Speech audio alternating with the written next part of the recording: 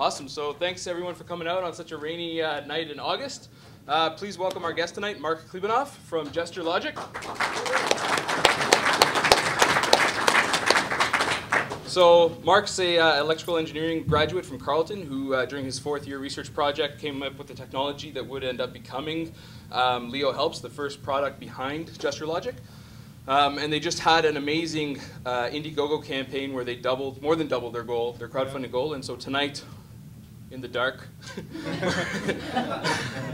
so tonight we're going to learn what it takes to start a hardware startup, what it takes to kind of go through one of those crowdfunding campaigns, and a whole bunch of more interesting things. So let's get started. Awesome. Thanks for coming out, Mark. Thank you, Franco. So just to begin with, how about you just let us know a little bit more about your background, where you're from.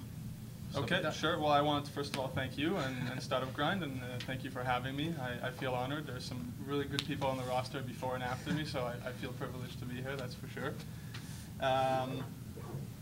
Yeah, so where am I from? Yeah, originally, Where am I from originally? So that's a complicated story. It's got a two-part answer.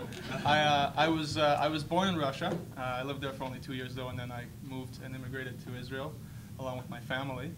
And then in 1999, when I was 11, I came to Canada. So that's sort of how my trajectory in life went. And then I enrolled in Carleton in electrical engineering. I went to high school here in Ottawa and middle school as well. And then I enrolled in electrical engineering at Carleton. And then I started a master's, but dropped out to do GestureLogic and Leo Helps. So.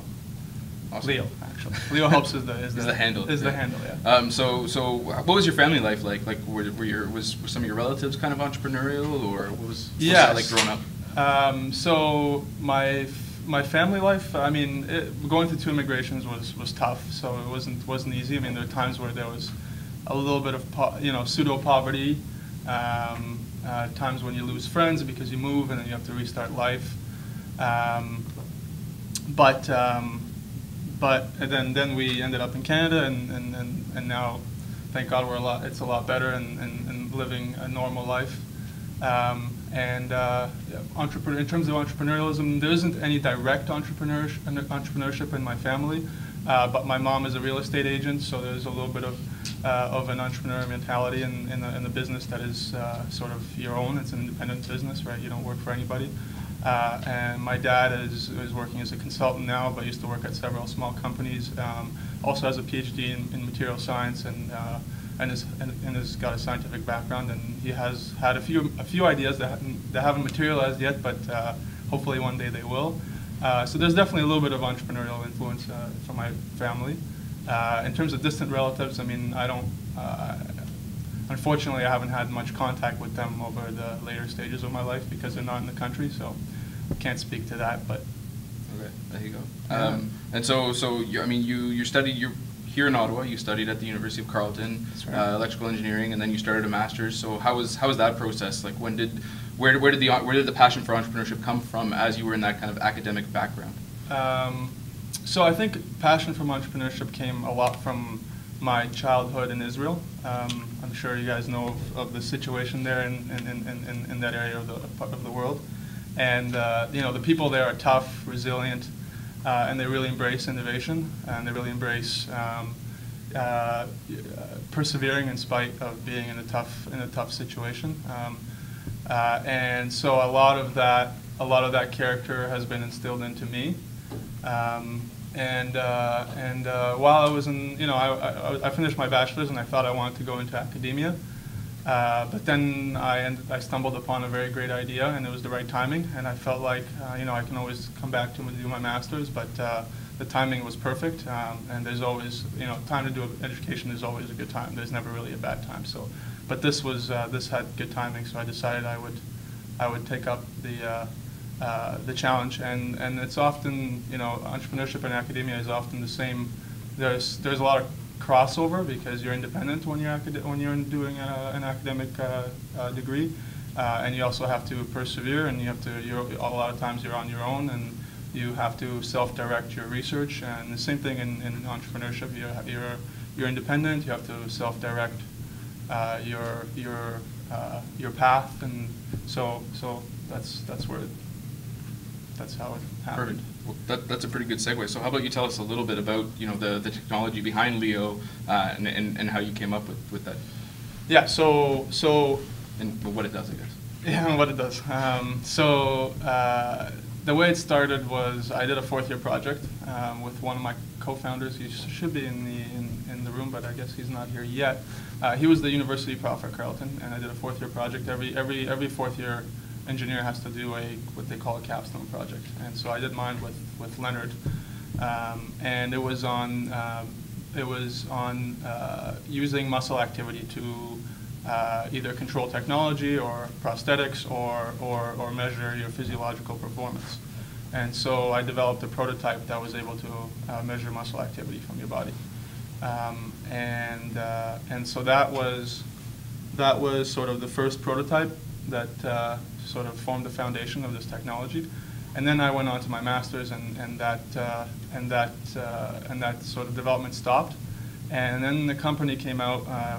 Maybe some of you are familiar with it, called Talmud Labs. That they raised $1 million, sold I don't know how many millions in a few days, and they used basically the same base technology, but they used it for controlling other technology. So it was a tool to interface between your body and computers. And it was based on the same tech that I developed a year before in my bachelor's. And so Len and I decided, well, if these guys found a solution that matched that this technology was able to provide, it has many other uses. Maybe we can use this technology for a different purpose. And we came with the idea that we can use muscle activity to monitor physiological performance. And then we started the company. We started GestureLogic. At first, it was him and I, and then we brought on more people. We brought on Michael to do some of our finance stuff, and then we brought on Michelle, the designer, and then the team grew from there. Awesome. So you were in the middle of, or sorry, at the early stages of a master's degree, and Thelmic Lab, they're based in Waterloo, they came out with the Mio. That's right, the Mio, exactly. The Mio, Mio, sorry. Yeah, I don't know what it's called either. And so basically at that point in time, that's what you were talking that about was earlier. The spark, that was the timing, that was the spark, that it was kind of now, as you said, you can always go back to education, but there might not be another opportunity to kind of do that. So, how did the team meet? It was obviously just you and a student at first, but then how did you guys surround yourself with other people, you know, based at Carleton, a product that had just come out of an academic kind of world? How did you guys pull in the right kind of people to help you found GestureLogic and go to the next step? Yeah, I mean that's an important piece when you kind of transition from research to real company. A lot of it was organic. So like, it was just Len and I at first. We were working on this, and it was strictly product development. And we realized, okay, well, we can't go on like this forever. We have to pay ourselves, so we need some grants. So you find somebody to help you with grants, and you realize, okay, well, you need to manage the books. So you find somebody to manage your books, and then you realize, well, we have this ugly prototype, and we have no way of showing what the final prototype will look like. So you go and find a designer.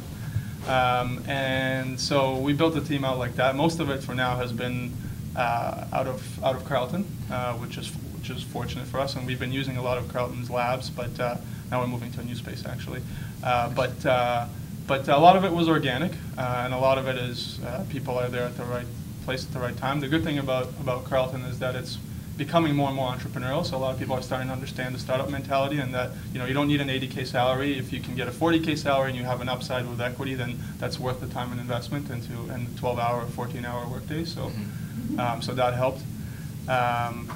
Yeah, so that's how it. So it just kind of came together. It organically grew, and as we became more known, Indiegogo campaign started, or we launched our webpage, or whatever, that was sort of a catalyst for people saying, this is a cool product, I want to work here. Mm-hmm. So we got a lot of people applying without even reaching out to them.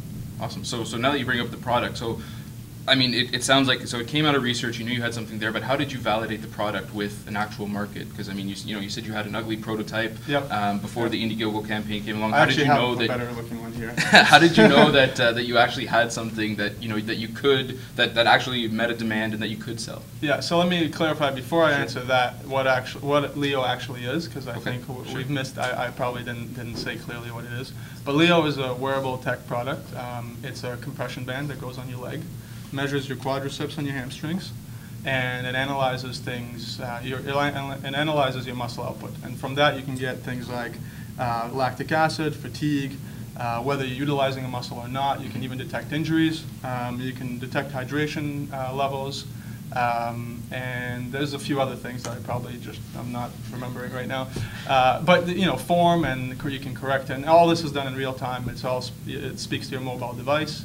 And the unique part about it is that it's not just a calorie counter that you're used to in your Fitbit or your Fuel Band. Those things are not even accurate. If you go in and you wash dishes, you burn more calories than when you lift a weight. So it's a good workout. You throw it down a flight of stairs, it thinks you've walked 10 miles. But so that's the point of this, is that it's actually measuring your body, and it's analyzing your physiological performance. And then because we're focusing on the legs right now, I mean, eventually it could be on any part of the body, the sensors. But we're focusing, we're trying to do an MVP, the minimum viable product, and it's on the leg. And it's going to be targeted towards cyclists and runners. Mm-hmm. So now I can answer your question. Sure. How did we validate that cyclists and runners are actually in need of this product? We actually started with weightlifters. Okay. And we thought, how do you know what is the perfect weight and the optimal amount of sets and reps that you should do in the gym? That's a common problem every weightlifter faces, I think. Usually people will say 80% of my max, and most people don't even know what their max is. And so this will actually tell you, if you want to target your chest, for example, this technology will be able to tell you what is the optimum weight and the optimum amount of sets and reps that you should do, because it's actually measuring your muscle activity. That's okay, you can even answer it. But the problem with weightlifters, and that's what we found out when we started doing customer discovery, which I think if anybody's doing a startup, that's an important piece of your startup, is that weightlifters are usually grungy people. They don't have that much money. They're usually younger. They're not older. And they don't really believe in they're all about pushing harder, but not working out smarter. And it's a hard mentality to change. And it might change over time, but this wasn't the right time for it. And it's also a smaller market. So we decided, well, what's a better market where we can show a value proposition much clearer and much easier, and there isn't as much education that's required. By the way, I was generalizing weightlifters. I'm sure there are. Our CEO is actually a weightlifter, not a cyclist or a runner. So we pivoted towards cyclists and runners, and what we realized their problems were that all the equipment that they use, it's fragmented. So they use a heart rate monitor, they use a cadence meter, they use a power meter, they use a phone, they use a GPS, they have a watch, right? All these things have different functions, and they all cost a lot of money. Like a power meter is $1,500, cadence meter is $100, a heart rate monitor is $300. So we realized, why don't we just consolidate all those things into one device? And so that's what we did, and we consolidated a power meter, a heart rate monitor, and a cadence meter, and a GPS unit, and a calorie counter, all into one device. And on top of that, cyclists and runners go for lactic acid tests, the high-end ones at least, and they pay $200 to finger prick themselves and cause a lot of pain, and go to a max effort ride and then almost puke in the bucket, and then they get their lactic acid profile, and then they buy a power meter to correlate that power meter to their lactic acid profile. So we just said, well, if you're using this technology called EMG, I've never actually mentioned the fundamental science, but it's called EMG, electromyography. If you can actually detect lactic acid levels non-invasively, not as accurate as blood tests, but within 5% to 10% accuracy. So we decided that we offer that as a feature, and that is a big value proposition for a cyclist. And then we also decided that we're going to create a personified sort of actionable feedback type of platform, not just raw numbers like other cycling products do right now. They give you your power is 100 watts. Well, what does that mean? So we, instead of taking this raw data and giving you numbers, we actually give you recommendations. So you're not pulling enough with your hamstrings, or your lactic acid levels are too high, slow down, or you're about to cramp up, get off your bike and stretch, right? So those are things that no other wearable products do. So we found out all this through a rigorous process of customer discovery, and you're never done customer discovery because you're always learning about your customer as you go. But I mean, there are standard books that describe how to do this, and we sort of followed the method, and we arrived at this solution. Plus, investors also pulled us towards the cycling and running market. And when an investor tells you, I'll give you $100 grand for making a product for cycling and running, you don't say no. So okay, so maybe let's touch on a bit more of that kind of early stage. So as you guys are doing this customer discovery and investors are saying, hey, you should go to this market. Yep. How did you guys begin that? Finding those investors. How did you begin that family and friends round that helped you pay yourselves and start attracting other people, all from Carleton? Right. So first of all, when an investor tells you that your business model was wrong, the first thing in your head you think is you're full of shit. But then you realize that they're right. I mean, the ones that are good. You realize that they're right, and then you start spinning your wheels and you start thinking about why they're right, and you look deep inside yourself and you look into your business model and you look at how you probably failed at the business model that you presented because they found such a clear gaping hole in your business model, right? So we started that. We started with the fitness. We started with the weightlifting market, and we pitched to angel investors before we even had a product or before we even had a campaign and before we even raised the friends and family round. So we tried to sort of hop over the friends and family round and go straight to angels, and we realized how bad that was, and then we realized we were trying to get ahead of ourselves without covering some of the basics, and then so we were forced to start a friends and family round. And during our friends and family round, we spun our wheels a lot and did this customer discovery process. And there's very little development that happened there, but it was very valuable because it helped us validate the market. And when we figured out our market, then raising money even from friends and family was easier. And I mean, eventually transitioned to an angel round, which is what we're closing now, a seed round. But yeah, so, and friends and family is very important, because if you can't convince your friends and family, then you can't convince an angel investor. And also the stakes are much lower. It is a lot higher risk, but at least with your friends and family, usually asking them if they have money for 5K is not too bad. Our CEO brought in a bunch of people, I brought in a bunch of people, Michael brought in a bunch of people, and we were able to collect around 300K, and that was enough to last for, we were really frugal, but it was enough to last for 3 to 4 months of development. I think we're 5 maybe? We're still going. We're still going, yeah, I guess we're still going. A lot of it was, a lot of our services were leveraged on convertible notes. By the way, if anybody's ever starting a friends and family round, don't try to do a valuation, always do a convertible note round, because there's no way to value a business when you have no sales, when you have no product, and you have no licensing deals, no partnerships, no nothing, no metrics, no financial metrics to value a business. So just do a convertible notes round, which is what we did. So you take on debt, which will eventually convert once you raise the next round of financing, which is an equity round usually. Great tip, yeah. Yeah.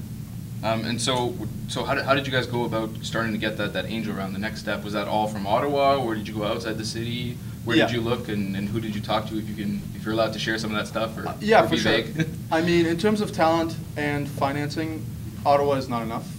For any business that wants to be massively scalable, and especially one that is deeply rooted in science and technology innovation, Ottawa does not have enough money or talent to support it. I wish I could say it differently, but it doesn't. I mean, if you look at Shopify, all their investment came from outside of Ottawa. There's not a single VC firm that invested in Shopify. There aren't any VC firms in Ottawa, except for I think there are some early stage funds now. Mistral is one of them, a pretty good fund actually. So you have to go outside of Ottawa. So we started with a friends and family round, and even that one was outside of Ottawa. A lot of it was outside of Ottawa. And then the key is to talk to some angels who think big. And the typical areas are like Boston, California, New York kind of area. And if you can find that lead angel investor from those areas, it'll make raising financing from angel groups in Ontario, which will spin you in circles and torture you, much easier. Because then you have an angel, lead angel from the valley who is willing to take on the brunt of the risk, and you make everybody around the table a lot more comfortable. So, and they think big too. I mean, the mentality in California, and Boston, and New York, and some other areas around the world is very different than it is here, and it's refreshing, which is very important, I think, for a startup in a city where there isn't a lot of financial activities going on. So it's certainly possible to have a startup here, and we're staying here for the long haul, but you have to go outside. And same thing with talent. You have to go to Waterloo, you have to go to U of T, you have to go to all those other universities that offer a different perspective than Carleton Ottawa does. And that's exactly what we're doing now. Cool.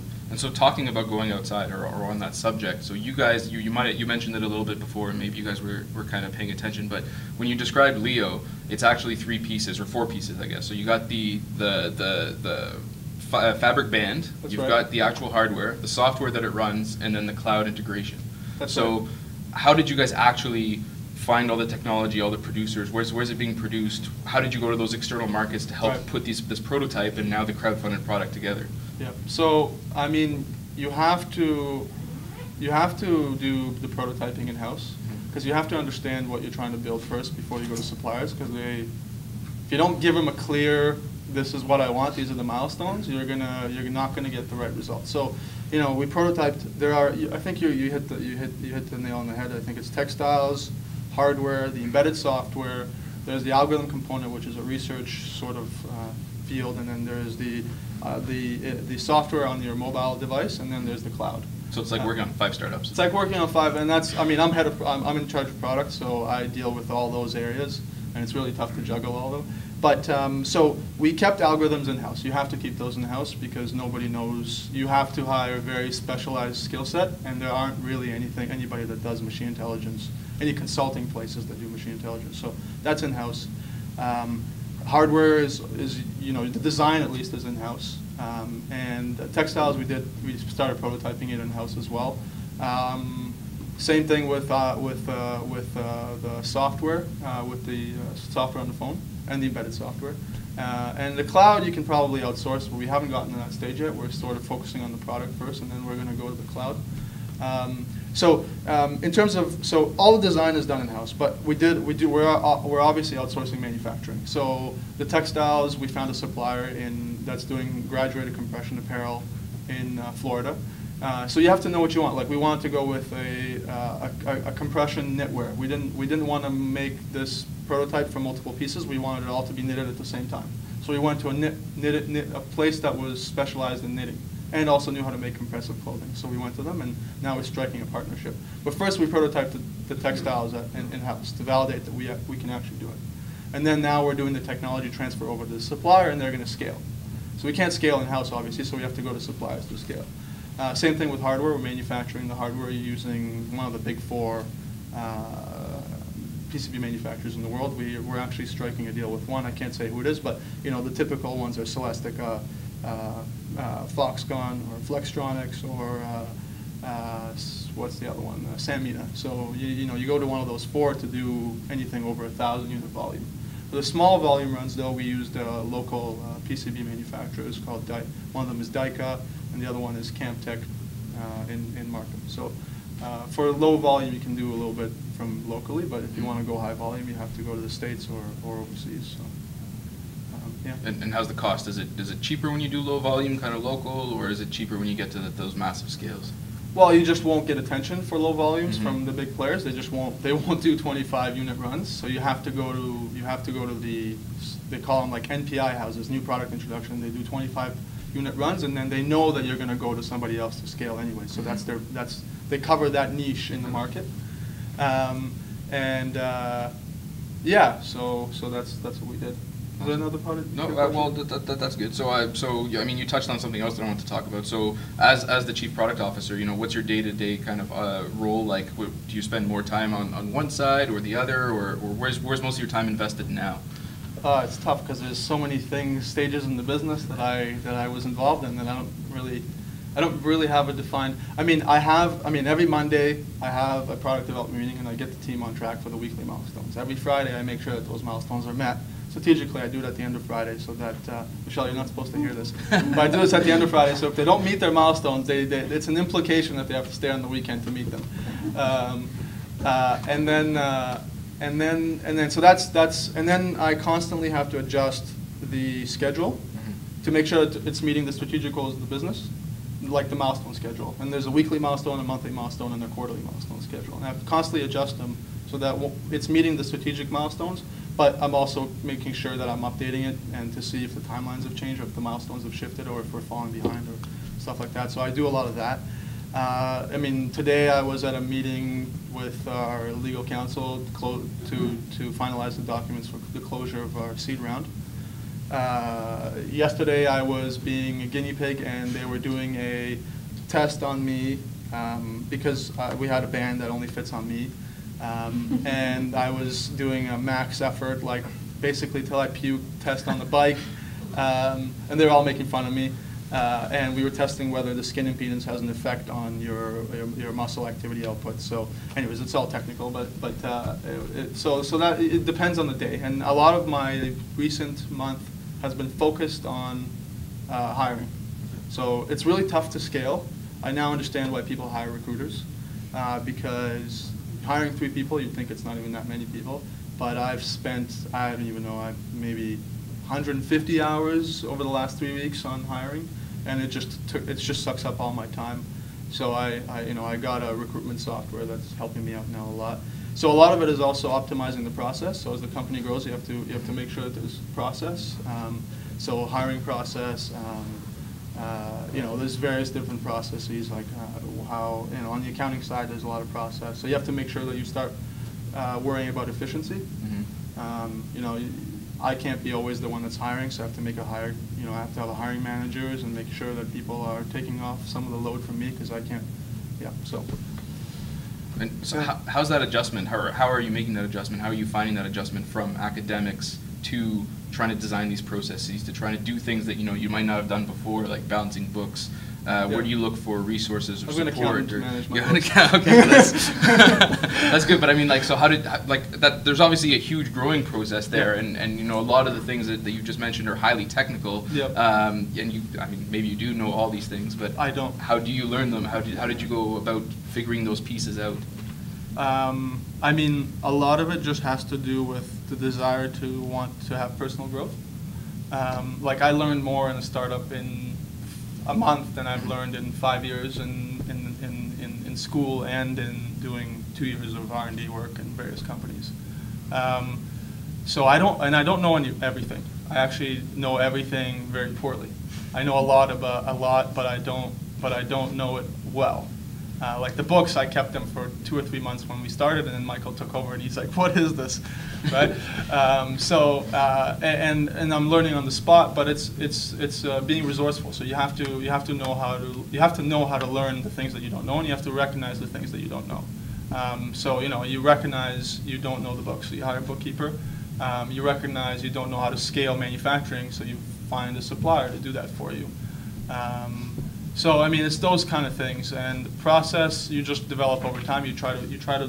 It's like pivoting business models. You look at something that works. If I have a meeting on Monday and then a meeting on Friday, and that doesn't work, then I'll have a meeting on Tuesday and have it on Wednesday or so. And you try little things every time, and you measure their success and their ROI, I guess. And you pivot all the time. So that's how you do it.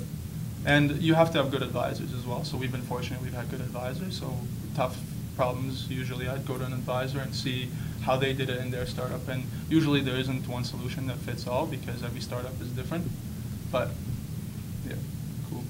And so with the Indiegogo campaign, you guys, it sounds like you have been doing a lot, all at once, especially with the 5 startups kind of in one. Yeah. But how did you guys, why did you guys decide to do a crowdfunding campaign? Why did you pick Indiegogo? I wasn't involved in the decision of picking Indiegogo. It was more Michael. How did we decide to go to Indiegogo? So have we had that decision now, we probably wouldn't have done it. But 6 months ago, we were in a place where, 6 months ago, 5 months ago, we were in a place where we had a prototype, we had a product, but we were talking about it. We couldn't show anybody anything. We couldn't show anybody sales or revenue. We couldn't show anybody a final version of the product. We couldn't show a video that summarizes the innovation in a 2-minute sort of visual pitch. We couldn't show people product progression. We couldn't show a lot of things. And there wasn't a forum for people to ask questions and for us to answer them. And we didn't have paid advertising and none of that stuff. We didn't have PR, we didn't have anything. So the best way to do all this, and we didn't have a brand. We didn't have a name. Yeah. So the best way to do all that is to, and in a cheap way, is to start an Indiegogo campaign. Because one, it drives traffic for you, and then it also unleashes sort of the community around your startup that is very early adopterish, and that's very necessary at the early stages of a company. And so it would help. We knew it was going to help us do sales. We knew it was going to help us show traction. We knew it was going to validate the market.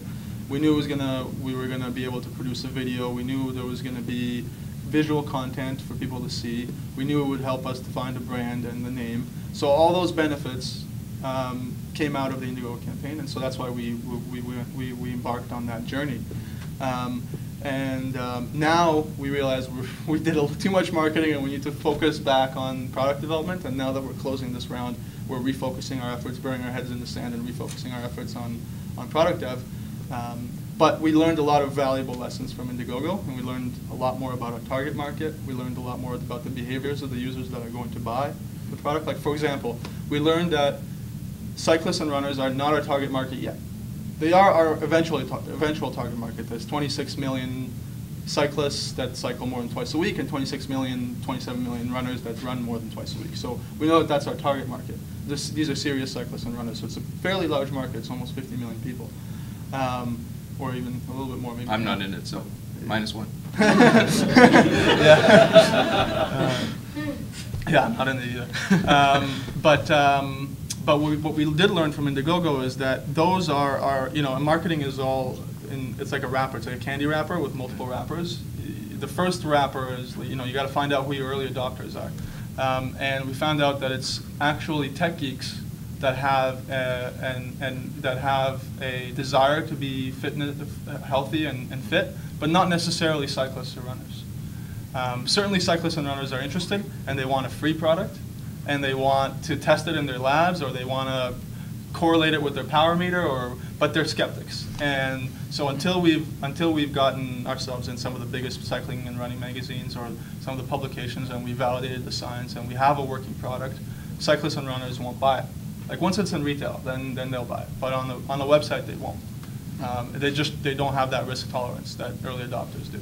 So that was important, because we would have never found that out without an Indiegogo campaign. We could have been selling to retail stores from day one, and no retail store was going to take the product, and never found out that really our market is digitally on e-commerce, where people would front $180 for a product that doesn't even exist yet. So that's what was amazing about that process, and I think we discovered a lot. Michael certainly discovered a lot since he ran it. But cool. And so you also talked about, like, obviously the need, but also finding the brand throughout the campaign. And so how did you guys come up with the brand? Why is Leo separate from GestureLogic? Is that just a structural thing, or is it a branding thing? No, so that's actually intentional. GestureLogic is the umbrella organization. It's the corporate brand. It's not even a brand, it's the corporate entity. Mm-hmm. And GestureLogic is a company the vision of the company is to produce products that have massively scalable growth potential. Ones that are based in science and innovation, right? So not like a spoon or a plate, or something that's and that's what GestureLogic is going to be doing. Leo is just one product that we're focused on now, and so that's why the separation. So GestureLogic is a corporate brand, and there may be other product lines that will come out of it, ones that are massively scalable and have a lot of growth potential. Leo is our first venture into that, and the brand of Leo came about in it was a long process. The few things that you have to have around you when you're creating an Indiegogo campaign: you have to have a PR firm, you have to have if you don't have any branding or naming, you need to have a digital marketing agency or somebody to help you with that, because choosing a name and a brand is a very delicate thing. Unless you have somebody that has marketing experience, which we didn't, then you need a marketing agency. You do need, what else do you need around you? What else in that ecosystem, Michael? You need a video house. You do need a designer to do your graphic content and stuff like that. So once you have all those things, you've met the requirements, Michelle. You've met the requirements of what you need for Indiegogo, and so the digital marketing agency did our brand. So you work with a lot of external things to kind of figure out what fits and what's going to appeal to people. Exactly, and the digital marketing agency went through their standard process of finding out about the company, and then they gave us a few naming options, and we like Leo because it was personified. It came from Leonardo da Vinci, which was a really he had a unique understanding of physiology and science, and so we blend those together, and that's exactly our product. So that's why we chose Leo, and it's also the first 3 letters of our CEO's name, but that's not why we chose it. What else? That's it. So how, did you guys also hire people to help you with the Indiegogo campaign, or was a lot of it done in-house? Or No. Other than, well, the video was done. Video was done externally. Okay. But all the content and the written material was done in between Michael and Michelle, our designer and our accountant turned marketing person. Awesome. Good job. Good job. And so how did you guys, how did you go about building the actual Indiegogo campaign? Did you guys, did you have a list built up that you'd launch to? Did you do a whole bunch of press, or did you guys just put it out there and hope somebody would see it? Michael, do you want to come up here?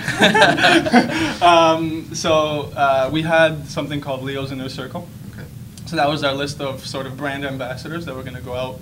We pre-built it before the Indiegogo campaign, and we gave them a task of contacting 12 people each, and it was a list of 100 people, and they had to contact 12 other people and sell them bands. So that was our initial push. Mm-hmm. And this is pre-getting PR, so you have to show some sort of sales ramp up at the beginning of the campaign without PR, because you don't get PR until later. Mm-hmm. So that was our initial push. And then we had a PR firm, and you can get into trouble with PR firms, so you have to be careful. But then you need a PR firm to actually contact media outlets and do demos, and then they publish about you, and that's what drives traffic. And sales are all about conversions. So traffic versus the sale, and that's the conversion ratio, right? And so your marketing content is there and helps conversion, but if you don't have traffic, then nobody will see that marketing content in the first place. So you need to generate traffic. And so Leo's Inner Circle was the first push, and that was our own personal network, but you can only get so far with it. It's like doing door-to-door sales. It doesn't really work when you have when you want a massively scalable business. So you have to do PR, and you have to find other ways of driving traffic. There's also the organic method, which is Facebook and Twitter, but that takes a long time to build up as well, because we only just broke 1,000 followers recently. So at first, when you have 20 followers, your impact on every post is not very high, so a lot of it is wasted time. So yeah, so those are 3 ways: personal network, social media, which is organic, and then PR. What's been the biggest challenge to date? I mean, I'm sure there's been a ton of them, but what overall throughout the whole process, what's been the biggest roadblock that you guys had to overcome? The largest roadblock. There's been so many, it's hard to remember. Maybe I should look at my notes. I brought my notes. Just a couple then. I think the biggest roadblock was between August 2013 and December 2013, when we were pivoting, or when we were finding our market. We were going after the weightlifters, but that wasn't going anywhere for 5 months. And when you are a student that just dropped out of master's with no money, and that's a very difficult thing to do for 5 months. So that was a very difficult, I think that was one of the most difficult periods for me. And you're also struggling to find the right people to help you build the startup. And at that point, you don't have much of an appeal because people don't really see the growth yet. You have to find the right people that really see the potential despite all the bad things that are going on. So that was tough. And when we pivoted, we overcame such a big hurdle to cycling and running. We overcame such a big hurdle, and everything was just took off from there. So I think that was the biggest roadblock. And also a lot of it was focus. We were targeting weightlifters, but weightlifters do so many exercises. And there are power lifters, and then there is the average gym goer, and then there's Olympic weightlifters, and there's CrossFitters, and we just couldn't focus on a single application. We couldn't focus on a form factor. We had very little focus, and that's really tough when you have a team of 3 or 4, and having a product line you need a team of 150 to complete. So when we went to cycling and running, it was obvious that we needed it on the leg, and we only needed to monitor quadriceps and hamstrings, so that simplified the problem. The MVP became much more structured, so yeah, that was the biggest roadblock. And there's a lot of other roadblocks. There's financing, there's not being able to pay your employees, there's a constant roller coaster, and every high there's always a corresponding low a few months later. So you get past them eventually. It's an oscillating thing. It's like it's like oil prices. It oscillates, but it generally goes up. So as long as you can persevere. Cool. And so finding that focus helped define the MVP. It helped define kind of the next steps to follow. And so now where are you guys at? You guys have just closed the crowdfunding. You said you're closing some angels. So what's kind of the next steps for you guys? Yeah, the big steps is closing the seed round. It's going to be a fairly large seed round. Hopefully we're closing it before the end of August. I'm not really sure what the exact close date is. Len would know. I don't know if Len is here. And that's going to give us about 9 months of runway, 9 to 12 months of runway, I think. That's good. No, that's good. That's good. That's so much. You're up there. It doesn't have. You're on your own today. Usually, if I want to know my burn rate or how Yeah. much I have to spend on product dev, I just turn around. Michael sits behind me, and I ask. I don't have that luxury right now.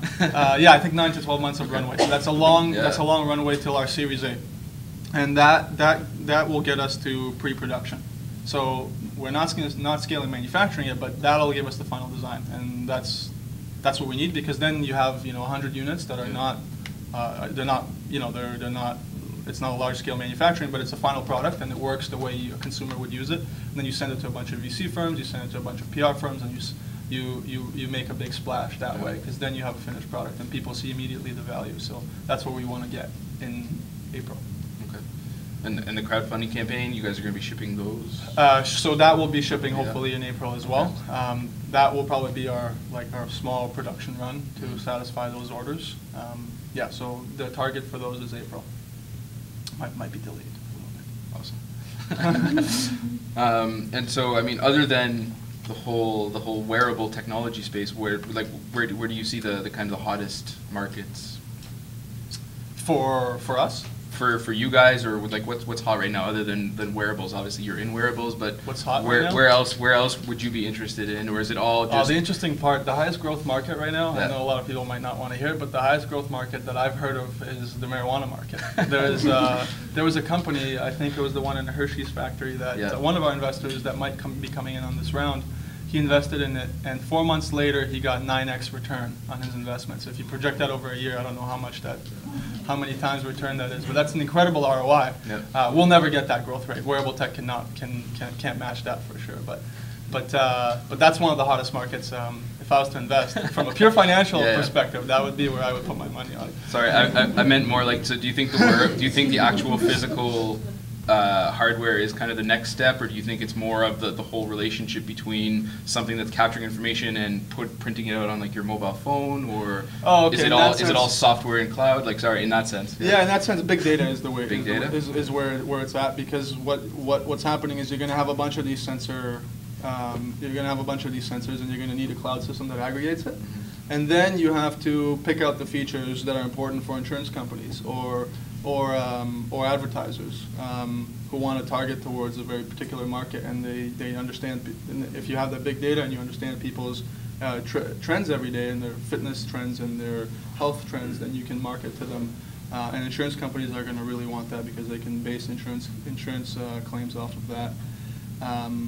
And companies want it for corporate health and wellness programs. So I think the big data play is where the industry is going. That's why Apple is doing HealthKit and Google is doing, I don't know what it's called. Yeah.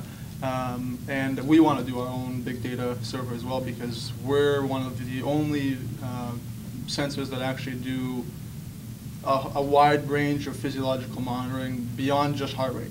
Because heart rate is useful, but there are a lot of other there's a lot of other uses that haven't been discovered yet with EMG and hydration. So we want to do that as well. Yeah. So big data is where I think the industry is heading eventually. Do you guys plan to continue to work a lot with consumers, or do you plan to kind of move into the athletic world and work closer with major athletes, or? So the consumer space is where the money is for us right now. The athletic world is where we build the credibility. So that's not where the money is, because teams want sponsorships, and athletes, individual athletes, like Olympic athletes, want the band for free because they're high-end athletes and they think that they can promote your company. So you don't get money from athletes. So that's where you build your credibility. But the market, your revenue stream is still coming from the consumer space, or some weekend warriors, or maybe it depends how you define consumers. Either it's you or me are consumers, or a high-end cyclist. But yeah, so that's where we're going. But the amazing part about our technology is that it didn't come out of the consumer space. It came out of the clinical space, and EMG has been around monitoring people's progression after surgery, monitoring physiological performance for very high-end athletes for years. I don't know if you guys have ever seen somebody run on a treadmill and they've got like 10 sensors attached to them. That's them measuring muscle activity. You can measure gait and imbalances and all that stuff. So that technology has been around for 30 years. All we've done is make it we made it wearable and mobile and usable in real time and not cumbersome like it was. So we can always go back, once we build the consumer space, we can always go back to rehab or post-op or rehab or clinical or research or whatever.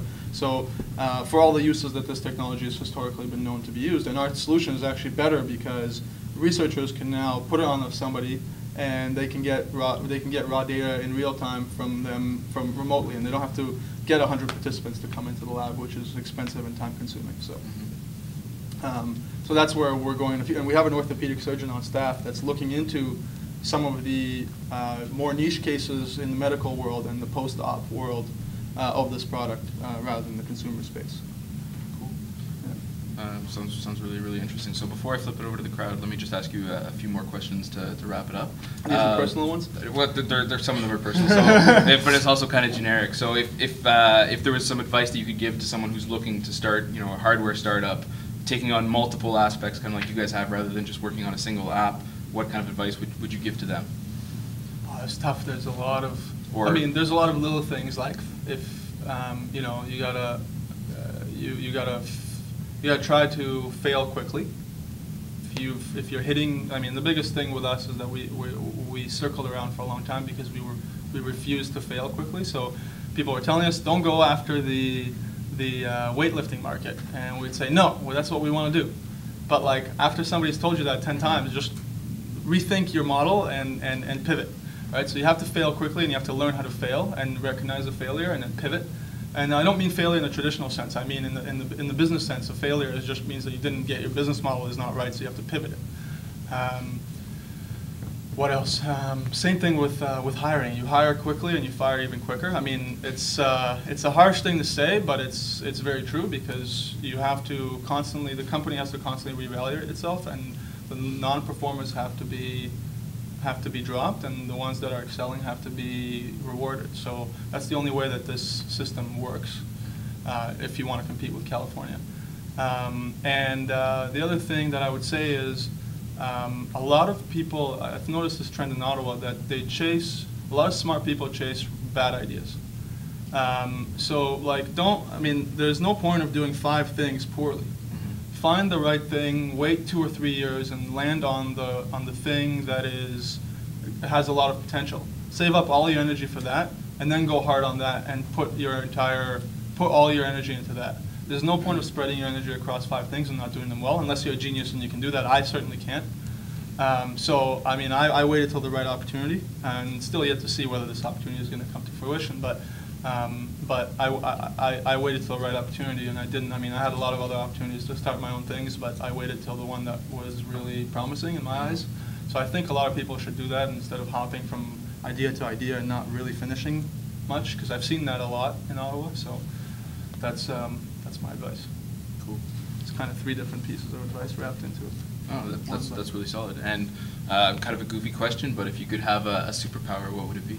Oh, would it be waiting for the right idea? This is a good one.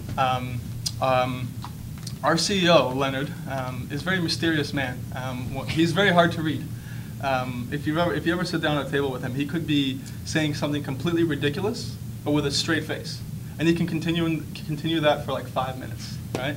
And you never know if he's actually joking or serious, and you really don't even know what he feels about you, whether he likes what you're doing or he doesn't like it. Has no expression, right? So I wish I could read his mind. That way I would know. That way I would know. And then I could also tell what a girl is thinking about me at the bar. Not that I do that. I have a girlfriend. But but that would be a very good superpower. There you go. All right, let's flip it over to you guys. I think I've chewed up enough of Mark's time. Do you guys have any questions for Mark? We'll start right here. Go ahead. I got two. The first is where all this physiology knowledge and understanding comes from. Like you're an electrical engineer, Yep. but it seems like there is a lot of insight into Physiology? Yeah, where does it come from, and where does it come from, and how do you stay on top of it? Like, do you have some experts? Yeah. So that's it's an interesting question actually. I've been surprised at how much physiological stuff I've learned over the last year. I actually had no interest in biology when I was going through university, and now I find this whole field fascinating. I don't actually know much about it. I think I just give off the impression that I do. I do need to know enough to be able to talk to potential customers and sports scientists and stuff like that. Right. But I have people on the team. We have a dual PhD in neurophysiology that does our lactic acid portion of the product. Not developing the product, but she does the basic science research behind it. And I have a orthopedic surgeon, specifically for sports injuries. So this guy knows the whole breadth of between sports science, sports medicine, operations, post-op. So those, when you put those two people together in the room, you kind of are forced to learn what they're talking about because they spit jargon at you, and then you have to ask them what are they talking about. So I've picked it up, I guess, over the last year. Yeah. But you know, our startup, that sort of language floats around a lot. The training and the sports science side, it's just inherent in when talking about our product. So you have to learn, or you don't really make an effective communicator with the customers that you are selling to. Right. My second question was, what is there in terms of competition? You said there is like 30 years old technology. Like you said, those runners. Don't open that door. No, it should be that one. I don't know why somebody's in the kitchen, but it should be the kitchen door right there. Sorry, keep going. Yeah, so electromyography started in the clinical world. It's a big set-top box with leads coming out of it, and they're medical grade leads that sit on your muscles and they analyze your muscles, right? So those guys that make that are not our competition. They're in the clinical space. They sell to 1,000, maybe not even 1,000, 500 people a year, and that's their business. And they're not growing. They're saturated, and maybe they have an increase of 1 or 2% in their sales figures every year. But our competition really is startups that are innovating in the same space. So Montreal has 2 startups that make a shirt with integrated heart sensors. So they're not measuring muscle activity, so they're just a heart rate monitor integrated into a shirt, but they're targeting the same consumer space as us. And I don't know if you're familiar with them. It's called, one of them is OhmSignal, the other one is Hexoskin. OhmSignal just raised a $10 million round on a $30 million valuation, so they're about a year and a half ahead of us, maybe a year. And then there's another company in the States called Athos, and they're doing, again, a shirt and pants with integrated sensors measuring muscle activity. So very similar tech to us. They're integrating into apparel, so they have to worry about fashion issues, which we try to stay away from. And they're targeting a much more broad market, whereas we focused on cycling and running, and we seem to be penetrating that market a lot better than they are. So that's our competition. And then there's another company in Europe, but Europeans are, at least in this space, are known for not being good marketers, and they're not very well known. I'm generalizing. It's really bad. No, in this space, I mean, Polar used to be the leader in heart rate monitoring, and then Garmin took over in a few years. So it's a bad. I mean, it's something a Finnish person actually told me, that they're great technology but bad at marketing wearable tech. But this company makes shorts, and they're also targeting cyclists and runners. But these shorts cost about $1,200. I don't know why their price point is so high. Ours is 300, and that's only because we're manufacturing 500 units. If we go down lower, then if we go higher in volume, the price will go down. So I don't know why these guys are selling it for 1,200, but they are also our competition. But I'm assuming they're targeting a very high-end niche of the market, and not not the consumer, not the broader consumer space like us. So that's our competitive landscape. Right at the back there, and then I'll circle back around. Okay. You just mentioned your device will connect lots of data, right? And you are going to upload those data to cloud. That's right. So do you have any plan to commercialize those data? Yes, absolutely. So, Absolutely. Okay. So your biggest profit will from the consumer or from some advertiser or some medical company? Yeah, so I actually don't, I mean, I can speak to that. I don't structure that part of the business. I'm focusing on developing the physical product plus the app side.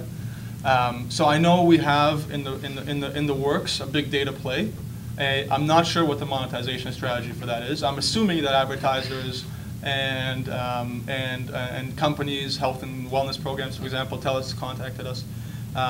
And insurance and all that stuff will be part of the monetization strategy and advertisers, but I'm not sure exactly how we're going there. But it's definitely part of the strategy. So how long do you think you are going to reach that stage, commercialize your big data? Yeah. So the big problem with it is that we have scarce resources. So we have no resources right now to allocate to a data system that's not like a simple data system to just store data. So that's what we're doing right now. And we're focusing more on developing the hardware and developing the app. So the part of the product that shows immediate value to the consumer. And then we start branching out to big data and monetizing that part of the business. And I think that'll be more December and onwards. So we'll start really pushing that in December and onwards, but right now we're focusing until at least December on getting the fundamentals of the product. So I can't give you an exact date. Suzanne? How many of these units are you thinking you'll sell? Okay, what our sales figures are. I don't know. So we sold, okay, so let's look at it this way. We had an Indiegogo campaign and we sold, what, 700 units in? A little over a month. In a month and a half, okay? So if we were to do that for a year, what would that be? My counting is bad. That would be 7,000 plus. 7,000 plus, right? 8,000. So if we were to sell this for a year at the current marketing budget, which is 0, we would be selling 7,000 a year. If we were to do this properly, and which we are going to do in April, and actually do another launch with a new video and a new website and a product that's complete and we can actually send out. And then we expand into traditional e-commerce platforms like Amazon and eBay, and then we would even hit retailers and mom and pop shops and get our distribution network lined up. Then I would assume 30,000 units a year, let's say, and that would be conservative, I think. So hopefully that gives you an idea. And so you're looking at distributing this around the world? Yeah, it's already international on Indiegogo, but as soon as we start hiring a sales force and the marketing team, there'll be the PR and the marketing side and the paid advertising and all that, and then there will be the sales force locking up distribution channels and selling it to mom and pop shops and stuff like that. So yeah, it would be all over the world. Cool. Sanjay? In not knowing the difference between the two platforms. Matched by any other country in the world, right? Even more so in Quebec, actually. So that's one. Number two is Ottawa is like a talent island. Once you get on here, you can't get out. Because like once you get here, at least what I've found, in California people move around all the time. You get poached from one place and then go to another and get poached again. In Ottawa, I mean, there's really, I think, in terms of the early startup world, there's only really 3 or 4 companies that are really attractive, and hopefully we'll come up. Shopify being one of them. There's a few others. Hopefully we'll add to that list. And because there's so few of these and it's such a small community, there is very little travel in this community. So it is a talent island. Once you get to people, you tend to retain them. And talent retainment is a very important piece for startups because you need continuity. Once you lose somebody, you don't have a big infrastructure to replace them. You don't have process to be able to replace them. And so in a startup, when there is no process and one person typically defines a big portion of your product, you want to keep them for a long time. And that's why California, and also the cost of hiring somebody here is much lower than that in any other city. So those are reasons why we would we stayed. If we could poach people from other areas and bring them to Ottawa, we know they'd stay. And they're on the island. We know they'd stay on the island. There's no lifeboats. They're stuck. Can you get voted off the island? Yes, exactly. You can get voted. You can get voted. Is there another question on this side? This side here, yes. Go. Do you have an employee share option program? Yes, we have what's called an ESOP, and we give out. We're pretty generous, we've been told, with our employment stock option plan.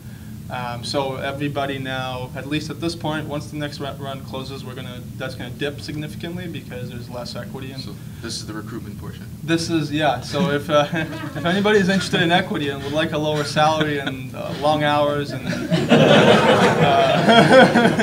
please come to GestureLogic. He's trying to get you to the island. Yeah, right up front. So you mentioned your Indiegogo campaign. It was really the geeks who were buying. That's right. The nerds with a fitness passion. The nerds with a fitness passion. So Yeah. did it give you any insight? It's true, right, Michael? Of what the retail consumption would be? I mean, it wasn't really. Is it really an indicator or no indicator of what's going to happen at the retail level? Yeah, it's a good question. A lot of people argue that it's not an indicator at all. Yeah. And a lot of people say that you haven't tapped all the early adopters on Indiegogo. There's plenty of others out there. I don't know. It's really hard to tell. It's hard to tell, but I know that we have reached out to retailers before, and they've been very happy to make shelf space. Okay. So I think from that perspective, I think we're still attractive to retailers as well, even though we haven't had any retailers buy on Indiegogo. Right. And we actually are trying to get retailers last minute to buy now, to sort of have that validation piece as well. But the answer is unknown. But now that we have $1 million, I just revealed the number, over $1 million of investment coming in the next round. There's a press release coming out with that soon, anyways, right? Not quite yet. Whatever. I'll hold on to the video until we won't. It doesn't leave the room. It's an island, right? How far can it go? Oh, there you go. Oh, digital. Damn it, smartphones. But now that we have that money coming in, I think we'll have a lot more room to figure that out. So, yeah. I think the previous gentleman's point about big data was very relevant. I mean, you might get to the point where you realize the business model says you should be giving away these units. Yeah, to corporate health and wellness programs or whatever. Yeah, I agree. And I think the hardware will, I mean, right now it's a barrier to entry, but eventually it'll transition from science to just execution. And it'll get commoditized like every other product, and low margin and that kind of stuff. And you'll want to transition to the big data play. I agree, but the thing is, we still need somebody to pick up a phone, put this thing on, and say, "Oh wow, this is really helping me work out." You still need that piece. So that's the fundamental, and then you can expand to the big data play. At least in my mind, that's the way to go. I'd agree. I saw a hand at the back there somewhere. Yes. Why are you going the retail way? Why not direct sale? Well, that's what we're doing now. No, but I mean long term. Yeah, in long term, we will go e-commerce. The next stage will be e-commerce, like eBay and Amazon, and then the problem is, the reason why this product is still potentially attractive for retail is because it's in between technology and clothing, and people want to put clothing on before they buy it. Tech is different. Like I'll buy a tablet from a store, but I won't buy a shirt from a store if I haven't put it on. So this is where retail, I think, makes sense. But maybe not like big box retail, maybe just mom and pop shops, cycling stores like Running Room or CycleLogic or whatever cycling shops you have around here. If you notice, cyclists have a tendency of now buying online, but a lot of them buy mom and pop shops. So we'll follow the trend of where our customers are buying things, I think. But like Fitbits are in Best Buy, and Fitbits are and with Apple and Google pushing it, I think that you'll probably see their hardware inside little stores, or those vending machines that Apple has at airports and stuff like that. Oh yeah, true. and I think that it's a price point thing too, right? Like at $180 or $250 or whatever, like it's almost an impulse buy as you're walking down, the aisle, and you just want to have the latest and greatest. So. Yeah, that's true. Yeah, that's. Thank you, Franco. Yeah, go ahead. Quick question. Oh, sorry. Did you have a follow-up? Sure. Yeah, sure. Because I was at the Van Hawks last month, Yeah. 2 months ago, and they're direct selling bicycles, which I would have thought was extremely difficult to do. I'm a cyclist and a runner as well. I've never bought a bike online. I don't think I ever would, and yet they're being very successful, deliberately trying to disrupt the market and Yep. doing their one-day virtual stores in different places around, say, a city or something like Yeah. that. So I just thought that I'm yours not- would be easier to sell that way. Yeah, I'm not saying we're going to go into retail. I'm saying that that's an evolution of a product typically. We might find out that a year down the line, retailers are getting out of retail, and we don't even want to be in retail. So, but I know that you know, you're a cyclist and a runner. You probably buy most of your stuff at a mom and pop shop, right? Like you wouldn't buy a power meter. I don't know if you use a power meter or a heart rate monitor. You wouldn't buy those online. Maybe you would. I don't know. A heart rate monitor I do use, power meter too expensive, so I don't. Right, and the heart rate monitor you bought where? Pushtoka? Right. So that's sort of validation why selling through mom and pop shops might be a good idea. The problem is the cost of sales goes up because you have to have a sales force to maintain those distribution channels. Whereas in e-commerce, it's one guy who makes a deal with Amazon. But you know, that's not my side, not my side of the business. So I can't really speak to it. There are things I don't know about my own business. All right, just here on the left. You mentioned CEO and the product development. I think you say marketing. Who's handling your marketing? Who's handling? So we don't have a dedicated marketing person. We have a person who does financing and the marketing. Financials and the marketing, sorry. The CEO does all the financing, and then Michael does the financials and the marketing. But we're shutting down, or we're backing off on the marketing a lot now, and spending more time on the product dev and making partnerships with suppliers and making the ecosystem to be able to create this product. So, yeah, there's a little bit of transition. Which is you for marketing, because I'm looking for one. Yeah, so marketing talent, especially B2C talent, again, it's one of those things in Ottawa that you probably won't find. You need to go to Toronto or Boston or New York or Cali, where it's been done before for the consumer electronics space. So for us, it's very difficult, and we won't be doing that until we have a Series A and we can pay somebody 150, 200K for a seasoned consumer electronics exec who's done marketing before. Yep, right behind. Yeah, sure. Yeah, so you said competition does wearable tech like shorts and shorts, and you guys have a wearable band on the thigh. Has it been validated by test runners or cyclists? Does it slip, or how do you manage that? Good question. First of all, it doesn't slip. You have silicone grip strips that similar to cycling shorts have it too, and it doesn't slip. The reason why we didn't go with shorts is because most cyclists for our target market already have their own brand of shorts, right? You don't want to reinvent that sort of thing, and there's fashion associated with it, and fashion is an unknown thing to me as an electrical engineer. You know, I know how. There's a few people in the audience nodding yes because they know that my fashion sense is. So what we found out is, well, runners and cyclists will just put their shorts over top of this band, and it will be just inconspicuous. You won't even notice it, and it won't be. And also, you don't want to wear something that's ultra compressive all over your body, because this thing has to be ultra compressive. It's more compressive than typical cycling shorts because it has to be, the sensors have to be in direct contact with your skin. It's not like unbearably compressive, but it's more compressive than a regular garment. So you don't want that all over your body, and I think the people that are trying to go that route are probably going to find that their average consumer is not willing to bear that sort of compression. So, my hypothesis.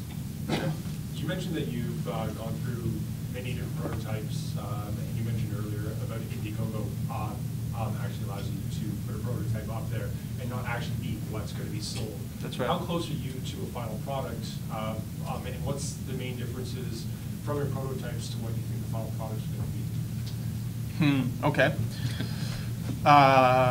Okay, so we're, in certain parts of the product, we're further ahead, in certain parts we're behind.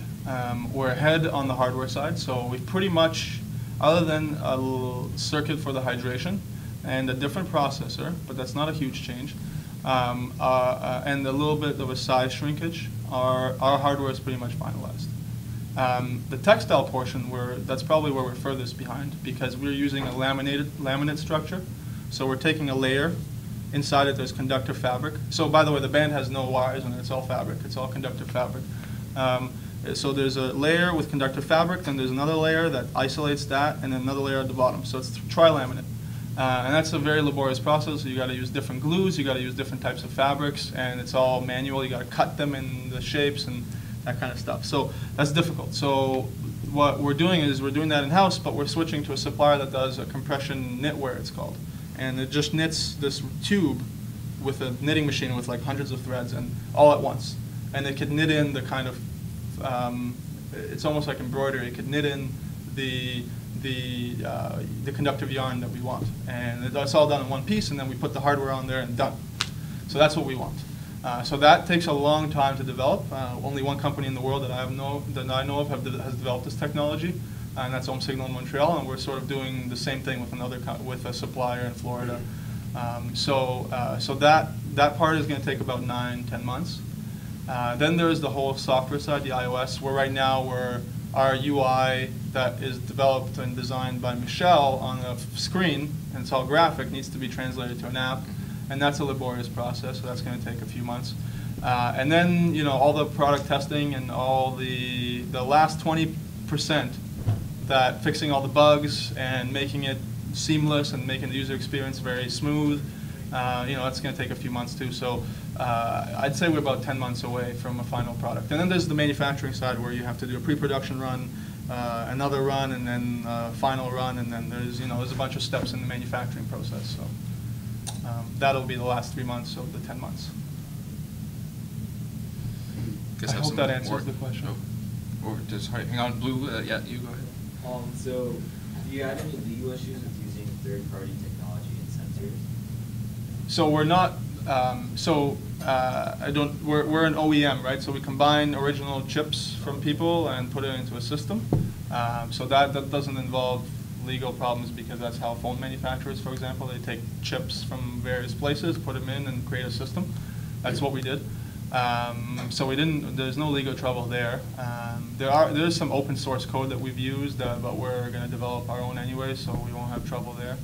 And no legal issues there on that side. We're developing everything ourselves. We're just not developing the integrated circuits, the chips. So that's a $10 million endeavor on its own. So absolutely, that could be the next thing you tackle. Yeah, that's semiconductors. That's a whole different. No last questions? Okay, sounds good. Well then, I'd like to have everyone give a big round of applause to